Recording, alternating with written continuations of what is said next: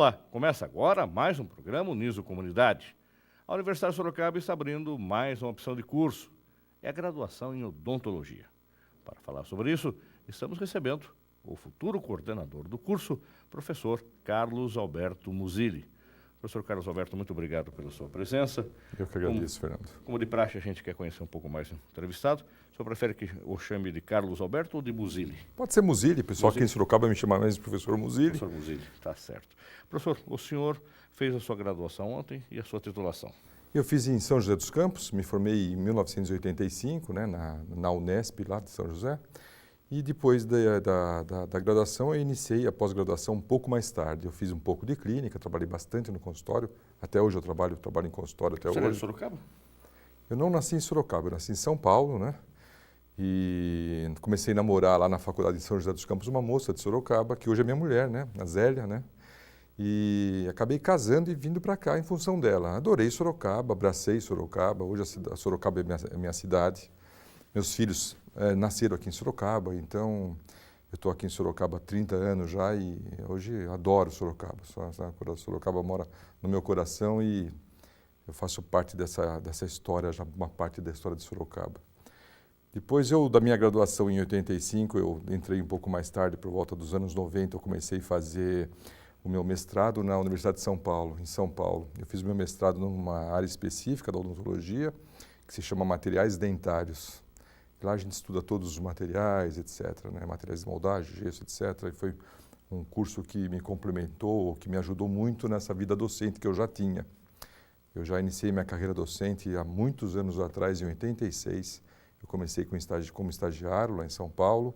Em 88 eu fui contratado já para trabalhar numa universidade lá e fiquei até há pouco tempo atrás ali, né? Então eu já passei por muitas escolas, já passei por muitas universidades, né? Então eu tenho uma experiência assim acadêmica na área da odontologia bastante grande, porque eu já passei em muitas escolas de odontologia, né? E depois eu fiz meu doutorado, terminando. Você é doutor também? Doutorado o senhor fez em qual área? Também na Universidade de São Paulo, na área de prótese dentária, né? Então eu acabei emendando, parei um pouco. Depois do mestrado, meus filhos eram pequenos, eu parei um pouco, deixei as crianças crescerem um pouquinho, convivi um pouco com eles, E depois que eles já estavam melhorzinhos, assim, maiorzinhos e tal, eu falei, agora posso fugir de casa, porque você sabe, né? A gente, quando entra, principalmente na universidade pública, você se submete a fazer um mestrado, um doutorado, você acaba passando, às vezes, quase com um regime integral dentro da escola. Então, eu fazia consultório de sábado e domingo, porque não tinha horário quase para trabalhar, eu tinha que estar na escola. Então, esse período da vida foi um período bastante conturbado, né? Eu já trabalhei na Prefeitura Municipal de Sorocaba também, já fui dentista aqui da Prefeitura durante muitos anos, mas depois foi incompatível a minha vida acadêmica com a Prefeitura e eu optei por sair da Prefeitura, porque não estava conseguindo mais casar os horários, né? Eu sempre andei nesse tempo todo, quase 30 anos, eu sempre, quase que sempre, eu dei aula em duas universidades diferentes ao mesmo tempo, né? Então, eu sempre estava numa escola aqui, quarta-feira nessa escola e sexta-feira na outra. Sempre foi um ping-pong, assim, né? Eu sempre tentei administrar isso aí e sempre consegui, né? Consegui fazer consultório. É aquela questão clássica que o aluno sempre pergunta para o professor. Quer dizer, que além de dar aula, o senhor também trabalha. O senhor nunca teve essa pergunta? Aqui para nós é comum isso. Quer dizer que aquele que eventualmente só está em sala de aula, ele não trabalha, ele só dá aula. Ah, você dá aula ou trabalha, né? Isso, então o senhor hoje tem essa relação hoje profissional, ou seja, o senhor tem ainda a sua clínica e está também na universidade. Eu trabalho bastante, consultório ainda é muito forte, né? A gente trabalha bastante em consultório ainda. Então, eu costumo ir na universidade 1, 2, 3 vezes por semana, né? Depende, é a época do ano, né? Às vezes até 3 vezes por semana.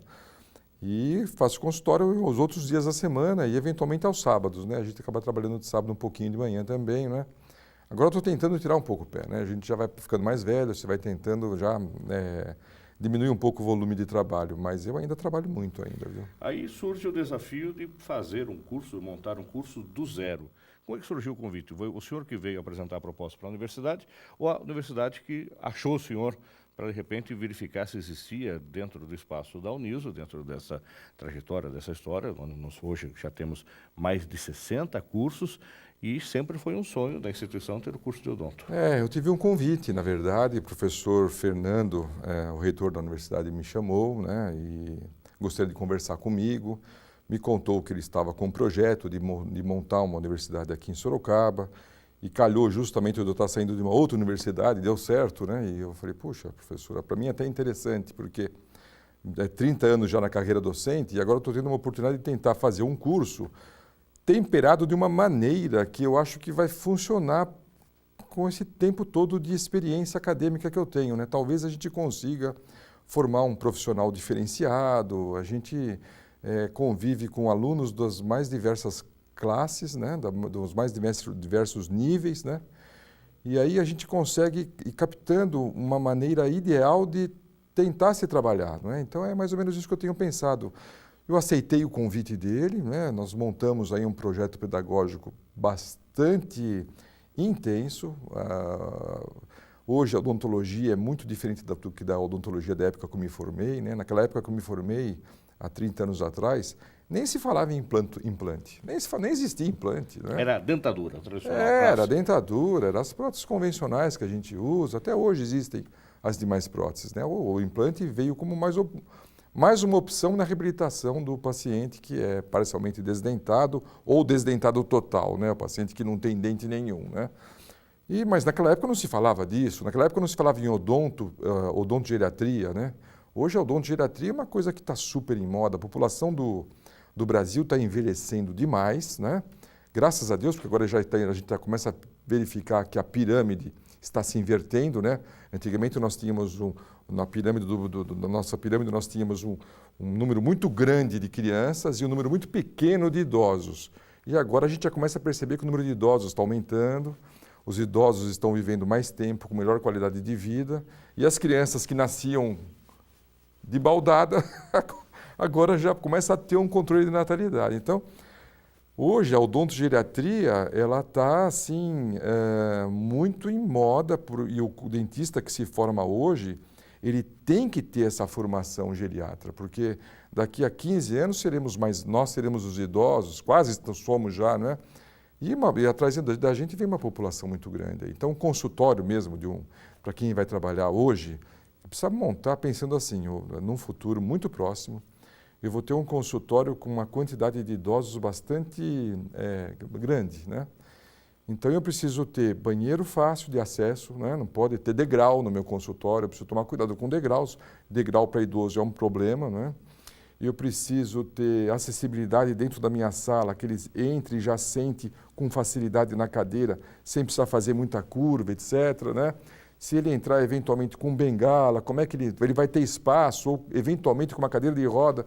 Então você tem que montar uma estrutura hoje voltada para o idoso, e o idoso tem toda uma maneira diferente de se tratar. Ele vê a vida de uma maneira diferente, ele é uma pessoa diferente, ele é uma pessoa já vivida e ele não quer sofrer, né? O idoso hoje vai no consultório e se fala, vamos tomar anestesia? Ih, já sofri muito na minha vida. Vamos fazer implante? Ih, meu Deus, eu sei que eu aguento, sabe? Tem idoso que fala, às vezes, assim para mim, você oferece um tipo de tratamento tal, e ele acaba falando, escuta, você sabe quanto tempo eu vou viver ainda? Eu não sei se eu vou durar tanto tempo assim para fazer... investir num tratamento desse nível. Num tratamento desse nível, né? Pô, imagina, o senhor está super bem, o senhor vai viver muitos anos ainda. Eu não sei, né? Então, é engraçado. Até essa psicologia de conversar com esse paciente é diferente de um paciente de uma classe de faixa etária mais jovem. Então, totalmente diferente, dizer, né? Tudo isso, esse curso que vai ser oferecido para a comunidade a partir do ano que vem, ele já tem esse perfil. Então, quer dizer que ele foi construído com uma nova matriz curricular, atendendo às demandas do mercado. A odontologia moderna, né? E eu também lembrando a quem nos acompanha que o curso já foi submetido à apreciação da avaliação do MEC e já teve aprovação. Já teve aprovação, já está no Diário Oficial, inclusive, né? Já foi aprovado e nós estamos aí agora na iminência de iniciar o curso aí o ano que vem, né? E a nossa ideia é montar um curso que o profissional saia da faculdade relativamente completo, né?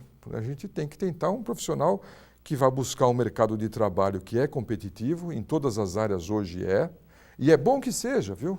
É bom que seja, porque você sabe, hoje nas diversas áreas, não só nas áreas das biológicas, mas das exatas e das humanas, existe existe uma quantidade de profissionais do mercado extremamente grande.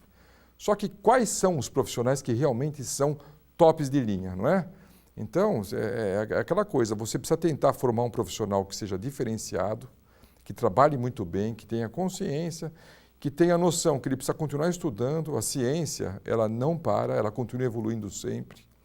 Então, eu não sei se é felizmente ou infelizmente, para muitos, né? Mas na minha opinião, felizmente, a gente vai aprendendo todo dia, né? Você fala para mim, você sabe tudo de odontologia? Graças a Deus, não, né? Não sei tudo de odontologia, graças a Deus, não. A gente precisa continuar estudando, né?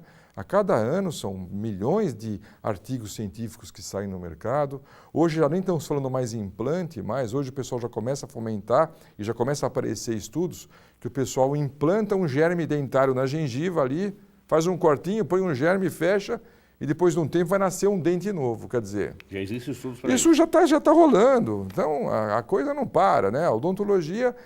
Ela é uma ciência médica em que os estudos são crescentes e todo ano tem novidade. Agora, né? tem uma pergunta muito simplista, mas eu acredito que muitos que eventualmente resistem à ida ao dentista é o famigerado barulho do motorzinho. Aquele barulho parece que assusta qualquer um.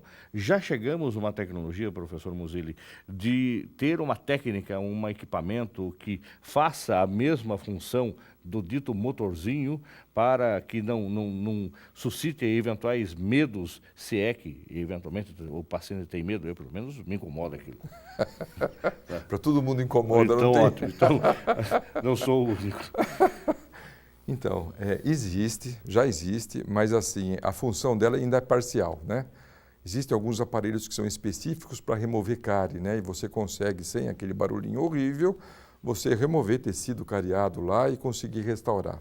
Mas muitas vezes, na hora que você faz um preparo, que a gente chama de um preparo de boca, um preparo dentário, ele necessita, no final dele, ter um aspecto um pouco mais definido. Algumas arestas você precisa parar, algumas pontas você precisa cortar, você precisa dar uma acertada, uma ajustada no preparo.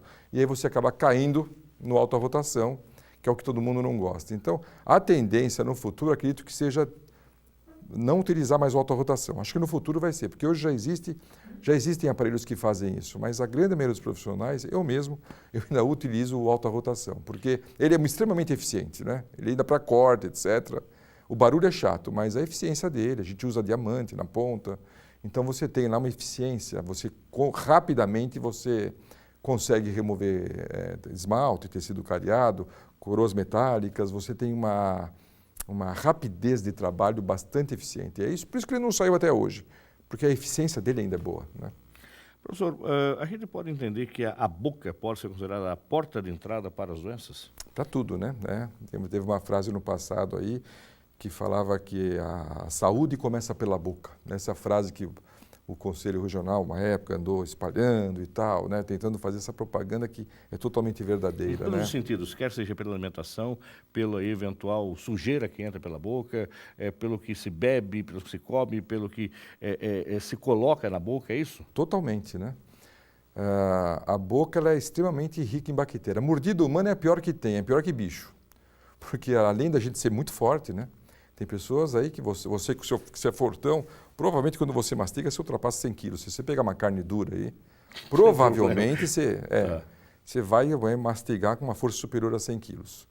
Então, a gente tem uma mordida extremamente forte e pior, a nossa boca é contaminada. Então, se você morder um outro ser humano, a coisa complica, porque vai contaminar. Então, a boca é muito rica em bactérias e micro-organismos e etc. Então, a gente trabalha num lugar, o tratamento odontológico é, de certa forma, você trabalhar num ambiente hostil, né? Porque tem saliva, tem língua, tem bochecha, e tem bactéria, tem estrutura mole e dura, então é uma variação de tecido muito grande. Mas é um desafio gostoso, né? Devolver a saúde para uma pessoa, né? Os problemas de sangramento gengival são totalmente curáveis. É tão comum a gente pegar paciente. Eu não posso escovar o dente porque minha gengiva sangra. Cada vez que eu passo o fio dental, é um sangue. Se está sangrando é porque tem problema. Vai no dentista. Se tá sangrando, não é certo a pessoa ter um sangue. Nossa, faz 10 anos que minha boca sangra, eu acho que é assim mesmo. Não é assim mesmo. Aí vem a questão da sensibilidade também, aquele caso de você tomar uma bebida gelada ou uma bebida quente e incomodar, também é problema? Lógico que é, né?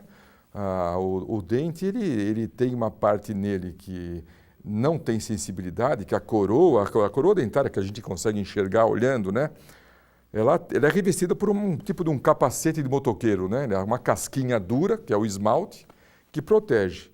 Logo embaixo começa a raiz. A raiz ela é altamente sensível, lá tem dentina, tem terminações nervosas. Então, eventualmente, se a gengiva ela encolher um pouquinho, vamos chamar encolher, tá? A gente chama de retrair, tá? Retração gengival. Se ela subir um pouquinho, aparece um pedacinho de raiz. Meio milímetro de raiz já é o suficiente para a pessoa ter dor quando toma gelado, quando come doce, etc. Então, qualquer exposição dentária, qualquer cárie inicial que chegue em dentina, a pessoa, ao tomar um gelado, um quente, se existe dor ao comer, vá a um dentista, procure uma orientação de um profissional, porque não é para doer, nossa boca não foi feita para doer, né? Nossa boca foi feita para mastigar, para ter uma vida social, para conversar, até para falar, né? Você que é da área de comunicação sabe que as palavras dependem também dos nossos dentes, né? Vai falar farofa sem dente, você vê que complica bastante. Então, os dentes, são as palavras linguodentárias. É, né? o aspecto visual, né? Você O visual também, a parte estética, sem dúvida, né? A parte social. Né? Agora, qual é o perfil do aluno que a Universidade de Sorocaba está esperando? É um aluno que tem uma sensibilidade para a área das humanas, para a área das exatas, para a área biológica? Qual é o perfil do estudante que faz odonto hoje, que muitas vezes acaba se iludindo por uma expectativa de mercado de trabalho, simplesmente, e não tem a menor sensibilidade com o trato de ser um profissional da área? Normalmente, quem presta vestibular para odontologia, e no nosso caso não vai ser diferente, é o aluno que normalmente não se dá bem nas exatas, né? O pessoal detesta matemática ou física ou química, e o pessoal, principalmente matemática e física, o pessoal tem ojeriza, traumas, mas a matemática é belíssima, tá? Eu mesmo gosto muito de matemática, mas o pessoal tem medo, não gosta, então procura uma área que ele tenha mais afinidade. E a área biológica é bonita porque a gente tem condições na área biológica de cuidar do próximo. A odontologia traz isso de bonito, né? Nós conseguimos cuidar de um paciente, de uma pessoa, tentando devolver para essa pessoa as condições sociais, a condição mastigatória, nas estética, você consegue devolver o sorriso para a pessoa, né? Já teve casos engraçados assim que aconteceram no passado uma simples troca de dentadura, a senhora lá arrumou um namorado e mudou a vida dela, por uma simples troca de dentadura, né? Então, ela é extremamente ligada a essa parte social, emocional.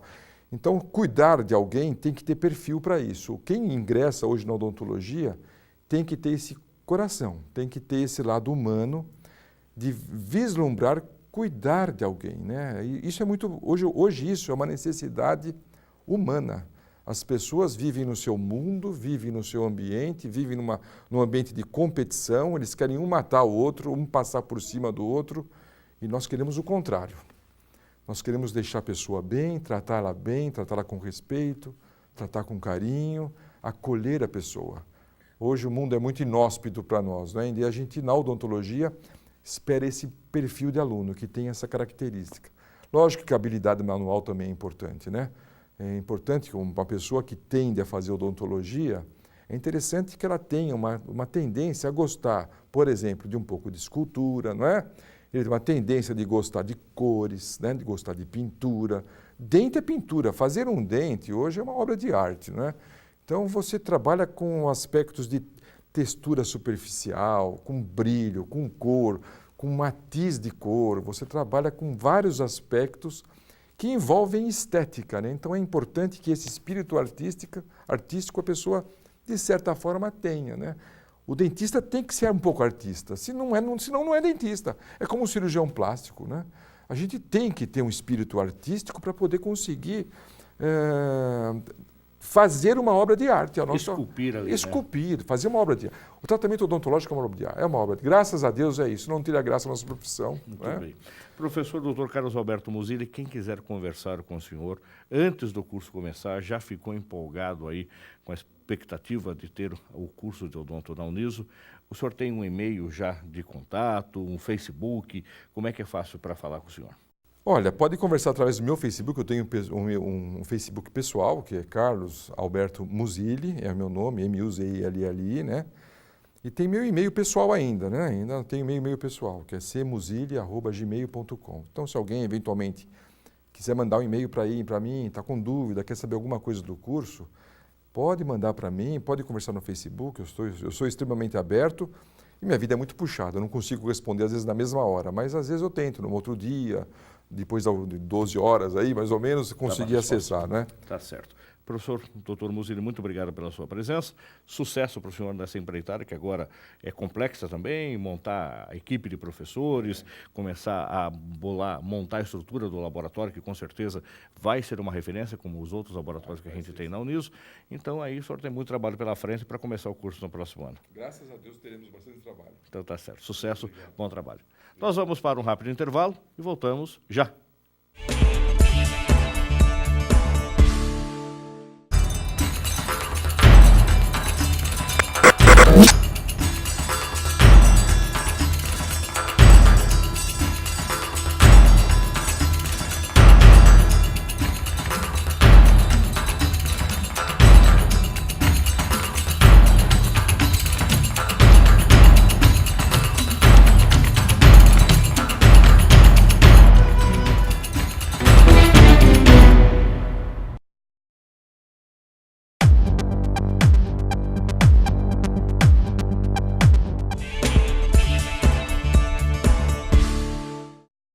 Estamos de volta com o programa Uniso Comunidade. No dia 30 de agosto, o curso de jornalismo vai realizar um debate com os candidatos à Prefeitura de Sorocaba. Para falar sobre esse evento, estamos recebendo a coordenadora do curso de jornalismo, a professora Andréia Sainhudo Torres. Senhora Andréia, muito obrigado pela sua presença. Vamos começar aqui contando uma história de que esse debate já é tradicional na universidade e, mais ainda, ele sempre foi de responsabilidade do curso de jornalismo.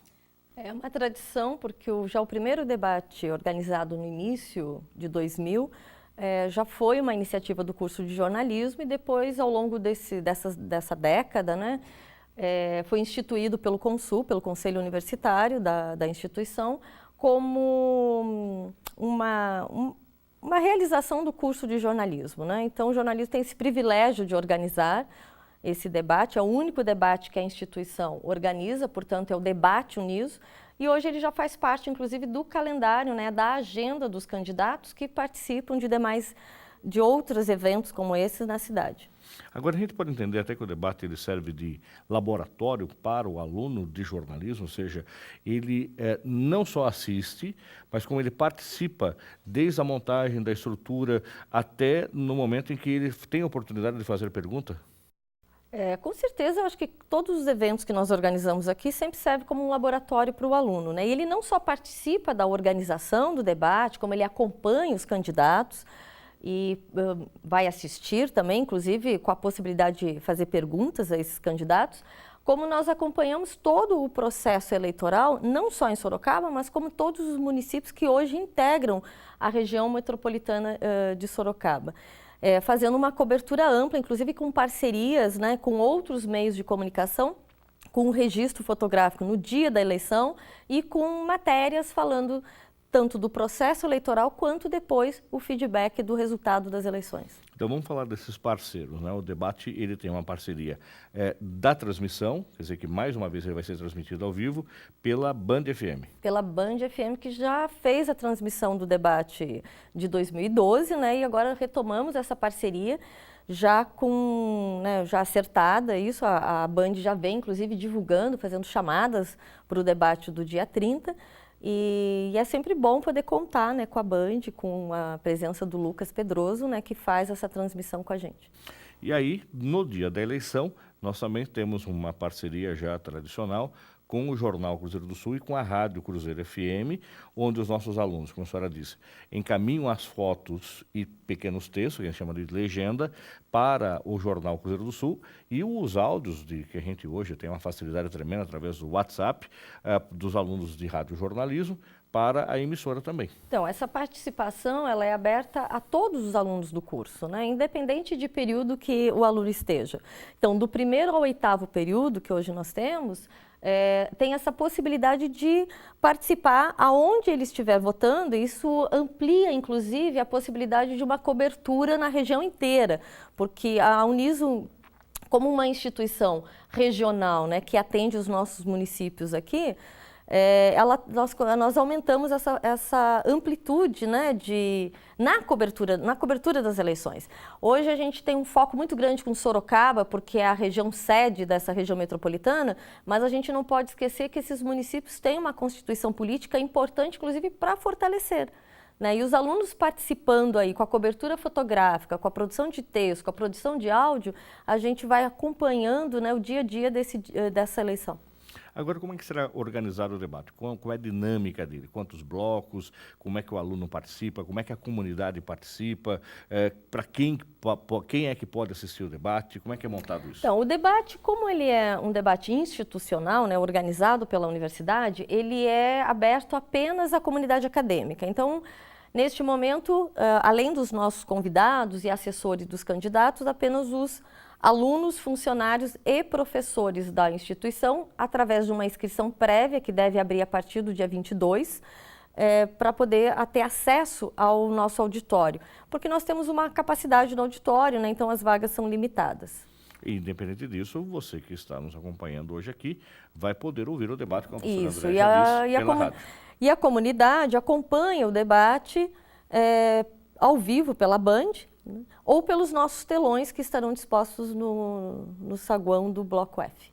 E o que a senhora percebe hoje, como é que a senhora avalia, até acredito pela sua experiência acadêmica, a sua titulação, o aluno hoje de jornalismo, a comunidade como um todo, como é que ela está avaliando a política de tantos mandos e desmandos atualmente e com a visibilidade cada vez maior dos meios de comunicação e o risco e perigo das ditas redes sociais em que cada um também coloca a sua opinião? Como é que a senhora avalia essa situação? Esta eleição vai ser atípica. Nós tivemos uma mudança gigante nas regras dos programas eleitorais, só para lembrar quem nos acompanha, que o horário eleitoral começa dia 26 de agosto, mudou o formato totalmente da eleição passada. Agora, serão só 10 minutos de programa de rádio e 10 minutos só de programa de televisão para todos os candidatos. Então, isso mudou o formato, mudou o estilo. Os vereadores não aparecem mais nos ditos programas majoritários, ou seja, não aparecem nos programas de rádio e televisão, apenas em chamadas durante a programação. Isso tudo muda, isso tudo é o reflexo de uma nova filosofia que está acontecendo agora, professor? Eu acho que isso fortalece, na verdade, as redes sociais. Né? Um controle maior nessa propaganda eleitoral via rádio, via TV, faz com que as redes sociais ampliem, né, a possibilidade de uma campanha mais efetiva. Por outro lado, a gente sabe que as redes sociais também nos levam a algumas bolhas de informação, onde o aluno, o eleitor, né, ou o internauta, digamos assim, acaba apenas dividindo informações com aquele grupo do qual ele interage, perdendo, inclusive, a possibilidade de conhecer outras propostas de governo. É sempre uma incógnita quando a gente leva uma eleição para as redes sociais, né? Então, como que isso vai se desencadear, né? Como que isso vai... A gente tem acompanhado aí a nossa última eleição presidencial, por exemplo, que se deu um embate pelas redes sociais, mas ainda estamos aprendendo a lidar com essas redes para uso eleitoral.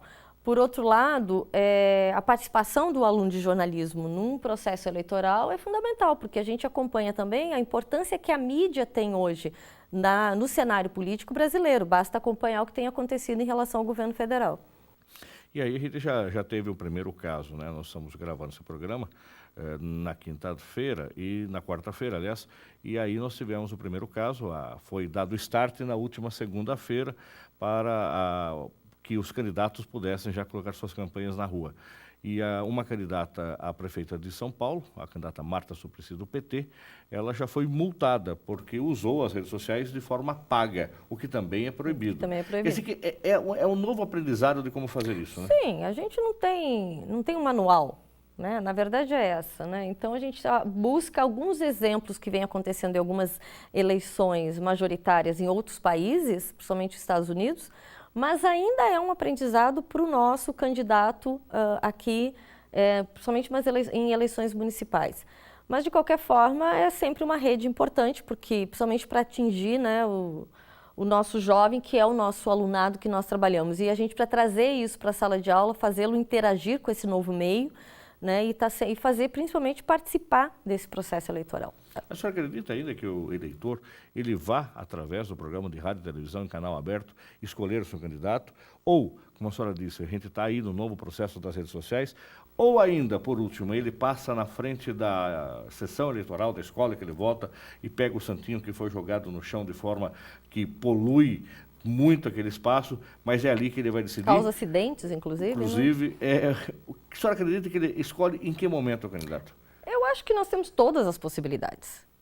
Eu acho que tem o candidato que escolhe no último momento, né, pegando, né, o santinho no chão. Nós temos o candidato que deixa para decidir no último debate, né, que acontece, né, numa transmissão em TV aberta, por exemplo. Ele se deixa levar pelo grupo social do qual ele interage via redes sociais, né? Ele se deixa levar muitas vezes pela própria família, pelos amigos, na escola, na universidade, no trabalho. Eu acho que nós temos todos os tipos, né, de eleitor, né? E ele vai buscar o seu candidato de alguma forma. O que é mais importante é que ele participe, né? Eu acho que é o melhor ato de democracia que nós temos nesse país ainda é o nosso voto, né? Mesmo que alguns contestem, que não gostem, que muitas vezes a gente tenha esses processos de afastamento, de cassação, de impeachment, mas ainda é, né, um ato democrático. Eu acho que é o ícone da democracia, é o nosso voto. Então, da forma que você vai escolher o candidato, eu acho que cada eleitor vai interagir de uma forma. E eu acredito, né, que todas essas estratégias, de alguma forma, atingem o eleitor, né? Claro que o eleitor consciente, ele está mais atento ao debate, a uma proposta de governo, né, o programa de governo que esse candidato está oferecendo. Por isso que os candidatos precisam investir muito nesta divulgação, né? Assim como acredito que os debates, eles ajudam muito, sim, o eleitor na hora da escolha do seu candidato. Então vamos relembrar, então, o debate acontece no dia 30 de agosto, é uma terça-feira na cidade universitária, no Bloco F. Ele é aberto, então, à comunidade universitária, alunos, professores e funcionários que vão fazer uma inscrição, inclusive, tem número limitado de vagas, é isso? Tem um número limitado de vagas, são 250 vagas. E aí os candidatos também terão acesso a um número de convites? A um número de convites. E aí você vai poder acompanhar o debate pela Band FM, que em Sorocaba é transmitido em 102.7, ou no site da emissora, bandsorocaba.com.br, que vai ser transmitido ao vivo por lá também. Ou ainda mais, você com certeza acompanhará depois, cada candidato vai filmar esse debate, vai transmitir esse debate, logicamente com a edição que lhe for conveniente, pelas redes sociais, e você pode ter aí sua análise e entender melhor o perfil. E é o primeiro debate, eu acho que até serve para os próprios candidatos darem start dos outros tantos que virão daqui para frente, né? Também para eles é um laboratório. Também, para eles é um laboratório. É o primeiro debate, é o debate que abre o calendário, né, na cidade. Como das outras eleições. Como nas outras eleições. Então, é sempre importante isso, porque é uma prévia, né, até para saber, porque esse debate está dividido em 5 blocos, e um dos blocos é as perguntas clássicas entre os próprios candidatos, né, que é o grande ápice do debate, é quando um candidato possa perguntar ao outro, né, com direito a réplica e tréplica, né? Então, é um momento que há realmente né, esse debate, né, de fato, que dá o nome ao evento, né?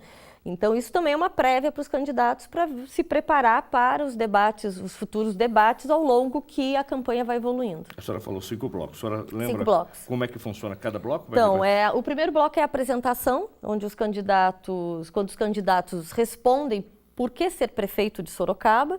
Depois nós temos mais 2 blocos que são perguntas da comunidade, uma das 5 áreas de conhecimento da universidade, são perguntas enviadas por professores e alunos. Desse outro bloco, que é a participação da plateia, né, que previamente vai escrever algumas questões. Depois nós temos o bloco que é exatamente entre os candidatos, e aí o fechamento, que são... Com os jornalistas isso. aí. E aí com os jornalistas, isso. Os jornalistas presentes também podem fazer pergunta também. Isso, e eu fecho o bloco, então, com a pergunta da imprensa, né, com a imprensa que estiver presente. Obviamente, os alunos de jornalismo também têm seu espaço. Estarão através participando pela Agência Experimental de Jornalismo. Muito bem. Senhora Andréa, obrigado pelas suas informações. Gostaria que a senhora disponibilizasse também um e-mail de contato, um Facebook, enfim, quem quiser conversar com a senhora, eventualmente para saber mais alguns detalhes sobre o debate, como é que é montada uma estrutura de debate que já é tradicional, você que é de alguma comunidade, um clube de serviço, de alguma igreja, e queira, de repente, acompanhar, seguir e aprender como é que a gente fez esse debate para convidar aí os candidatos para estar na sua comunidade, também acredito que a professora Andréa está à disposição. Com certeza. O meu e-mail é andrea.torres@prof, de professora, né, .uniso.br. Pelo Facebook é Prof. Andréa Sanhudo. Tá certo. Obrigado, professora. Obrigada. Sucesso para a senhora no trabalho que realiza. Nós vamos para um rápido intervalo e o Uniso Comunidade volta já.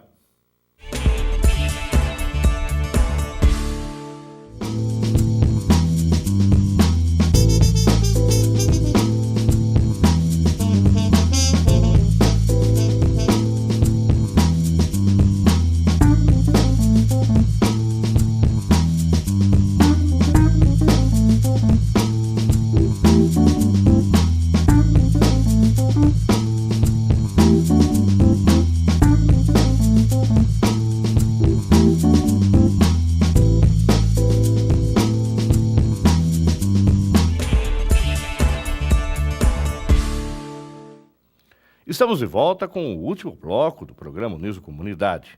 Recentemente, a Universidade de Sorocaba foi credenciada para oferecer cursos superiores à distância. Para falar sobre isso, estamos recebendo o professor Léo Victorino, responsável pelo Centro de Educação e Tecnologia à Distância da Uniso.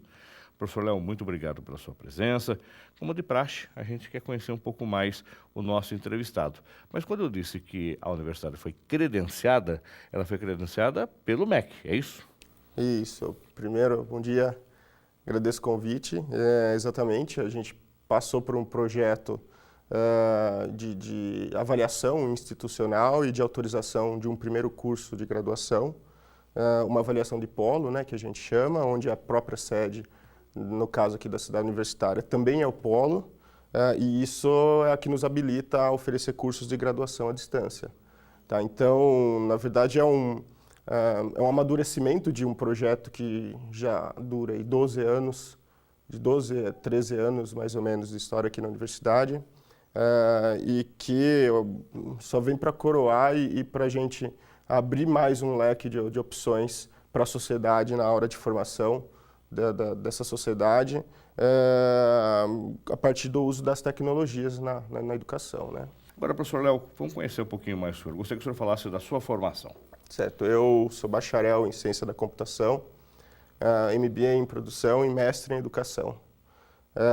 E nesse caminho formativo que parece que não tem muito sentido, foi onde eu consegui unir um pouco da tecnologia, não no lado do desenvolvimento, mas no lado do uso. Então, hoje eu falo que eu sou um crítico do desenvolvimento e mais crítico ainda do uso da tecnologia, sobretudo na educação, né?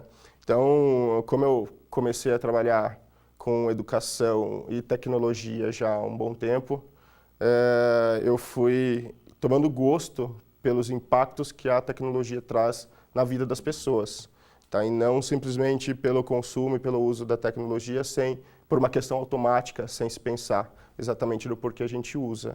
E quando a gente olha para a tecnologia na educação, essa responsabilidade aumenta um pouco mais, porque é a educação que está formando as pessoas para esse uso consciente da tecnologia. Então, hoje, se a gente vê as pessoas cada dia mais automatizadas no consumo de tecnologia, na troca de equipamentos, celulares, enfim, porque as pessoas não param para pensar um pouco do porquê que elas usam a tecnologia. Simplesmente usam porque é um objeto de consumo, de status, e a gente acaba se rendendo às propagandas, a esse consumo que é natural na sociedade hoje em dia.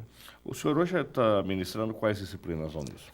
Nesse semestre na universidade eu trabalho com multimídia, produção e cultura, no curso de publicidade e propaganda, e trabalho com o componente educação e tecnologia no curso de pedagogia, tá? Que, aliás, é um componente que eu assumi recentemente, que traz um pouco da minha experiência de alguns anos formando professores aqui da universidade, para o uso de tecnologia e para a atribuição das aulas à distância, e que agora estou podendo compartilhar um pouco com nossos futuros professores, nossos futuros pedagogos aqui da cidade. Agora, professor Léo, eu tenho certeza que muita gente ainda tem uma pergunta, uma questão que angustia, que é assim, fazer um curso superior à distância, ele tem a mesma validade que um curso normal, vamos chamar de normal, entre aspas, daquele que a gente tecnicamente chama de presencial, ou seja, você vir à sala de aula, permanecer durante 4 horas sentado numa carteira, recebendo as informações dos professores e, consequentemente, dali 4 anos ou 3 anos, depende da característica do curso, você está formado. Tá? O curso tem a mesma validade? E a segunda questão dentro da mesma pergunta, ele demora o mesmo tempo ou, se eu faço ele à distância, eu também posso acelerar esse processo? Tá, então, primeiro, ele tem a mesma validade, nada difere, até pelo contrário, os critérios de avaliação do MEC para os cursos à distância são até um pouco mais exigentes. Existem alguns critérios que eles são exigidos nos cursos à distância que não existem na avaliação presencial. Claro que pelas suas peculiaridades. Em relação à qualidade, esse é um assunto que mais se discute, mas que eu fico feliz porque hoje eu vejo que está diminuindo muito, as pessoas estão quebrando um pouco os preconceitos que existem da EAD. Porque, na verdade, a educação a gente tem que olhar de uma forma única. E nós que somos defensores da educação à distância, nós acreditamos que ainda um dia vai deixar de existir o rótulo à distância. É a educação e que o meio é a tecnologia. Tá? Então, na verdade, é muito mais uma aceitação ou uma legalização de processos educativos que sempre existiram na vida das pessoas, que é esse estudar fora desse ambiente fechado, entre paredes, lousa, professor, enfim, para um meio onde as pessoas estão acostumadas a se comunicar, a buscar informação, a se educar naturalmente. Acho que vamos só abrir um parênteses aqui, que eu sou um pouco mais velho que o Léo, mas eu vou lembrar, então, daqueles anúncios das revistinhas em quadrinho de pelo menos uns 40 anos ou mais, onde falava ali do Instituto, acho que Monitor, se não me engano, ou outro, né? Instituto Monitor. Era da rádio, né? Dava curso de rádio e televisão, você se formava técnico em rádio e televisão. Existia também um curso de fotografia, tá? Que você ia pagando as mensalidades e ia recebendo ali os produtos químicos ou os itens para montar o seu próprio rádio, tá? Enfim, quer dizer que essa história de fazer, entre aspas, um curso à distância é muito antigo já. Sim, no Brasil, a gente tem registro das primeiras ações à distância no final do século XIX. Então, já são mais de 100 anos de história, a princípio com anúncios de jornal e ensino por correspondência, posteriormente o ensino por rádio, a partir da Rádio Rocket Pinto. Exato. E uma evolução desses processos educativos que acompanha a evolução das mídias. É o projeto Minerva. Exatamente, projeto Minerva. Eu sou velhinho, lembro do projeto Minerva. Adorava ouvir o projeto Minerva depois da Hora do Brasil. Exatamente. E depois passando para a televisão, sim, telecurso, né? Telecurso, ou por correspondência, também foi um destaque grande, como o IUB, o Instituto Universal Brasileiro. Isso, Instituto ganhou Universal, bastante destaque. Até hoje, né, acho que a internet ela mais popularizou, ela expandiu um pouco a facilidade de acesso das pessoas e as possibilidades de ensino mesmo, né? Além da aprendizagem, as diversas formas que as pessoas têm de se comunicar, através de vídeo, de áudio, de uma mistura disso tudo. A multimídia está aí justamente para favorecer um pouco essas adaptações de consumo de informação e de conteúdo. Aí eu só fiz uma questão para o senhor, acabei interrompendo. O tempo de duração do curso, ele é o mesmo de um curso presencial ou eu posso acelerar se eu tiver mais tempo para fazer esse curso? O tempo na educação à distância ele é muito relativo. Por duração de curso, ele é o mesmo tempo. O MEC exige o tempo mínimo e máximo de integralização, assim como nos cursos presenciais. Agora, o tempo, quando a gente olha para o tempo da aula, que eu falo que é um pouco relativo. Porque, como você mesmo perguntou, numa sala de aula, numa aula que você considerou normal, tá, ou uma aula presencial, o professor tem o compromisso de iniciar uma aula a um certo horário, manter os alunos dentro daquele espaço físico e naquele espaço cronológico até o final da aula pelo qual ele é contratado. E quando a gente leva isso para a educação à distância, essa ideia de tempo ela se destrói um pouco, porque a gente não está mais preso a algo que inicia e algo que termina, tá? Mas a uma proposta de conteúdo ou uma proposta de atividade que vai ser abordado e que cada pessoa vai ter um tempo diferente de dedicação, um tempo diferente de leitura, de execução, de envolvimento, até de profundidade de conteúdo. Tá? Então, essa relativização aí que existe de tempo, espaço na EAD, ela se destrói um pouco, ela se desconstrói para a gente adquirir novas formas de pensar, bom, em que momento que eu estou me educando? E essa reflexão eu trago para o meu presencial também. Será que a aula dura somente aqueles grupos de 50 minutos que são previstos? Tá? Ou será que ali se inicia a aula e essa aula só vai ter um real efeito para a vida da pessoa quando ela começa a viver aquilo na sua família, no seu trabalho, no seu bairro, assim por diante?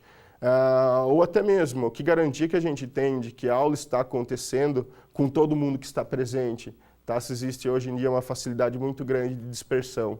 Tá? Então a educação a educação à distância, acho que ela vem favorecer um pouco algumas características da sociedade em relação a tempo, hoje em dia que é muito dinâmico, a facilidade de acesso, a busca da pesquisa e do conhecimento que lhe interessa e não somente aquilo que já é previsto em um determinado currículo. Tá?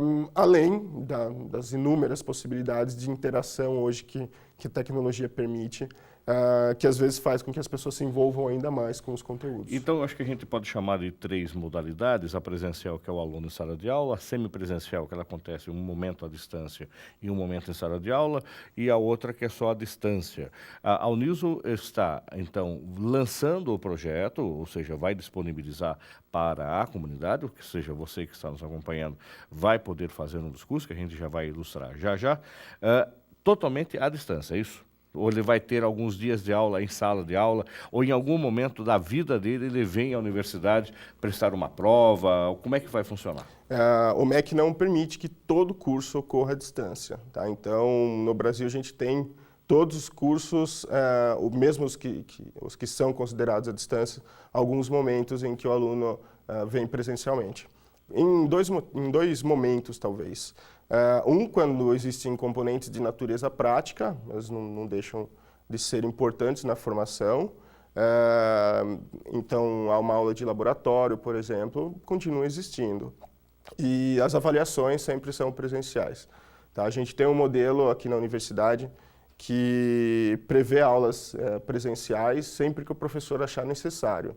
Tá? Então, muito mais ligado à questão pedagógica do que administrativa. Então, uma aula inaugural para apresentação de um componente, para das boas-vindas, apresentação de um plano de ensino e até para um início no conteúdo programático da disciplina, até a fase de avaliação mesmo, que deve ser presencial, como o MEC exige. Agora, a partir do momento em que eu faço a matrícula no curso, eu não preciso obrigatoriamente assistir à aula sempre naquele mesmo horário e naqueles dias que eventualmente é do curso normal, né? Vamos chamar assim, de segunda a sexta, se você estuda de manhã das 7h40 até as 11h20, se for à noite das 19h até as 22h40. Não é esse mais o sentido. Eu posso assistir esta aula em qualquer momento do meu dia, quer seja sábado, domingo, feriado, estou viajando, estou a trabalho, no hotel eu assisto.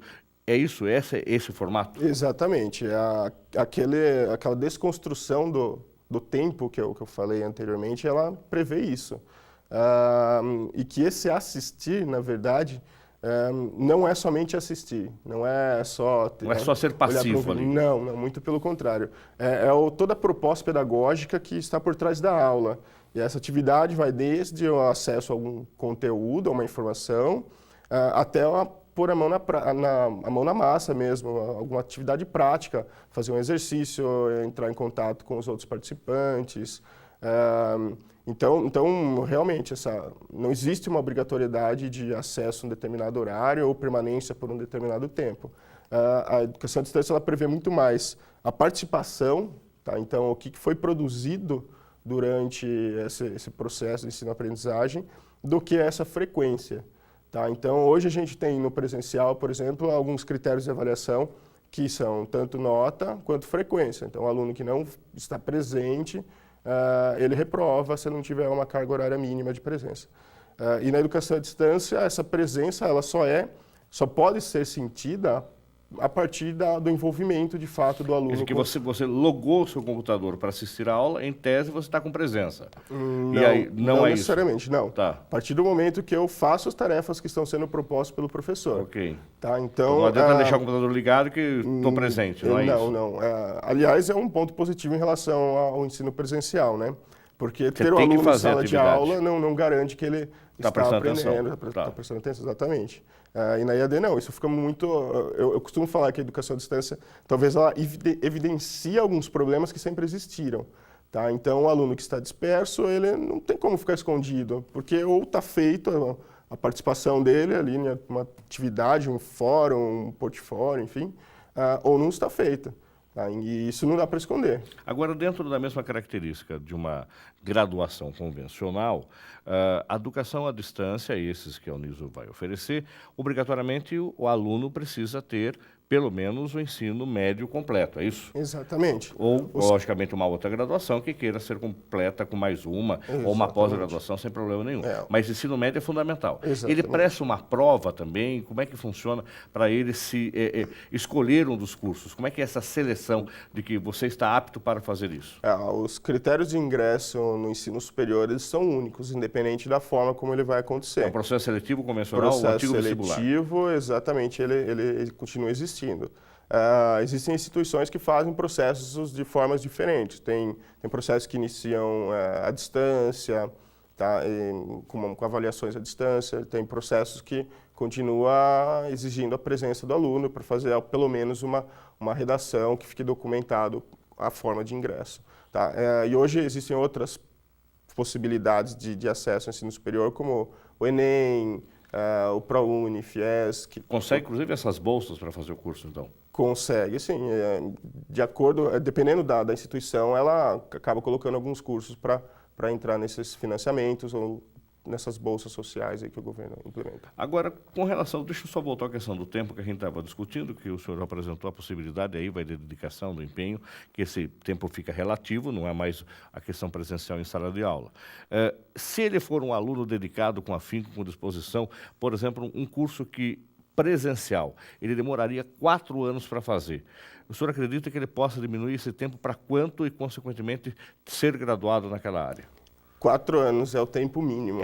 Continua sendo? Continua sendo o tempo mínimo, dependendo do curso. Não adianta claro. querer acelerar o processo e em 1 ano terminar uma graduação, não é isso? Não é essa a ideia. Tá. A ideia é a flexibilização durante o curso, mas ele vai durar o mesmo tempo mínimo de integralização dos cursos presenciais. Nesse momento, a universidade estará disponibilizando só essa educação à distância no formato de bacharelado, tecnológico e licenciatura, ou também pós-graduação? Pós-graduação está previsto no nosso projeto. Inclusive, nós já oferecemos uma pós-graduação à distância em 2010. Tá? Então, nós já temos uma experiência, nós passamos por um credenciamento naquela época, somente para o Lato Sensu, que foi uma especialização em gestão ambiental, que foi muito importante para o nosso amadurecimento da EAD, para essa experiência que a gente já tinha no presencial como apoio, mas nunca efetivamente um curso inteiramente. Tá? E a gente tem ideia, assim, de aumentar essa oferta para o Lato Sensu. Só que isso não de forma imediata. A gente está ainda conversando com o coordenador da pós e possivelmente daqui a um tempo vai ter alguns cursos também. O senhor poderia ilustrar quais ou alguns cursos que serão oferecidos à distância, a partir de quando? Certo. O primeiro curso que é obrigatório na nossa oferta, que foi o curso que passou pelo credenciamento, é tecnológico em gestão ambiental. Temos gestão comercial, processos gerenciais, RH, logística, Que mais? Marketing, que são os tecnológicos. Aí os bacharelados, ciências contábeis, ciências econômicas, comércio exterior e a licenciatura geografia. Então, ao total são 11 cursos. E a partir de quando estarão disponíveis para a comunidade?